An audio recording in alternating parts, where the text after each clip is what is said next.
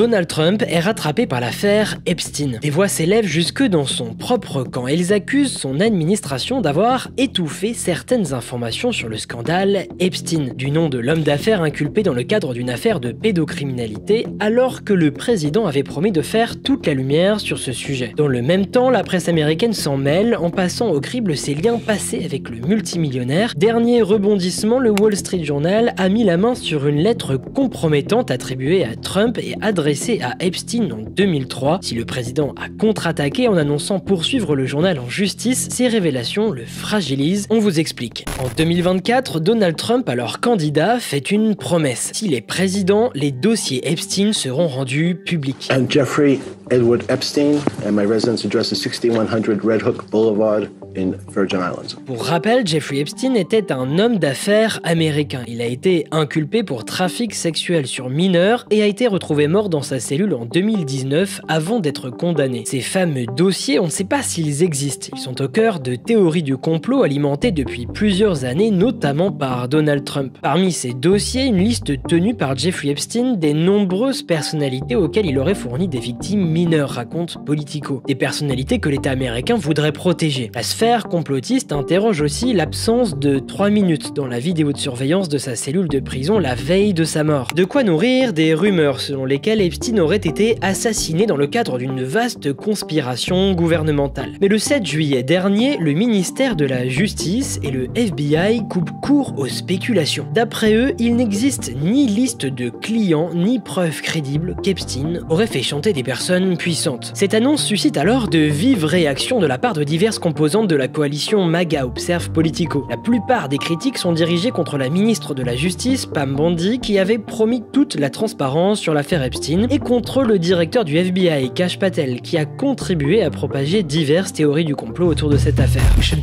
put everything out there and let the people decide it. I mean, the White House and the White House team are privy to facts that I don't know. I mean, this isn't my lane. I haven't been involved in that. But I agree with the sentiment that we need to put it out there. In 2016, we trusted the plan with Trump.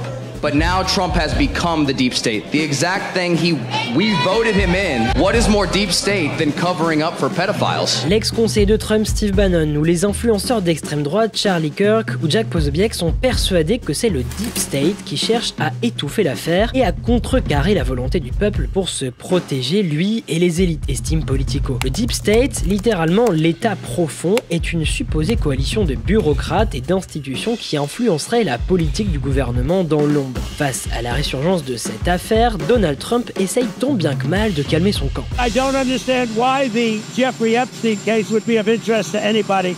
It's pretty boring stuff. It's sordid, but it's boring. And I don't understand why it keeps going. Mais le président a beau ordonner à ses partisans de cesser de faire une fixation sur Jeffrey Epstein, écrit le New York Times, beaucoup refusent d'avaler la conclusion du ministère de la Justice. Difficile pour Donald Trump donc de prendre ses distances avec l'affaire, d'autant qu'il a été l'ami d'Epstein pendant au moins 15 ans, rappelle le quotidien new-yorkais. De quoi intéresser les journalistes d'investigation. Résultat, à la pression populaire s'ajoute une pression médiatique, un vrai cauchemar politique, commente un conseiller de Trump sur CNN. Le New York Times tempère tout en restant prudent. Trump a réussi pour le moment à détourner la colère des MAGA dans l'affaire Epstein.